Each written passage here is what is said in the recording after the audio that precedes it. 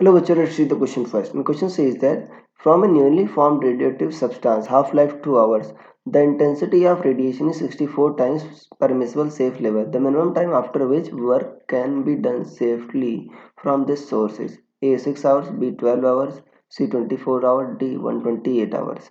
So उसमें सबसे पहले आपको समझना होगा कि की कंसेप्ट क्या यूज हो रहा है इस केस में. सो की कंसेप्ट इज रेडियोएक्टिव डिके या बच्चों एक्टिविटी ऑफ रेडियोएक्टिव सैंपल ही कह सकते हैं. एक्टिविटी ऑफ रेडियोएक्टिव सैंपल,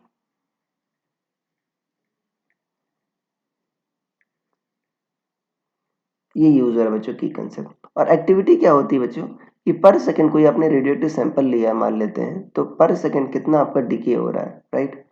तो उसी को बच्चों कहते हो एक्टिविटी ऑफ सैंपल.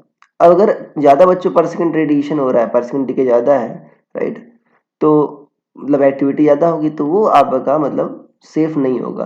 मतलब आप क्या चाहते हो कि रेडिएशन कम हो बच्चों, इंटेंसिटी ऑफ रेडिएशन कम हो, राइट. तो इसका जो फॉर्मूला होता है governing formula R equal to होता है आर नॉट 1/2 की पावर एन. अब धीरे धीरे क्या होता है बच्चों, सब्सटेंस जब डिसइंटीग्रेट होता है तो एक्टिविटी कम होती जाती है. और इसका गवर्निंग फार्मूला ये होता है आर क्या है बच्चों फाइनल एक्टिविटी, आर नॉट क्या इनिशियल एक्टिविटी, स्मॉल एन क्या कितनी हाफ लाइफ ये ले रहा है आर नॉट से एन तक पहुंचने में.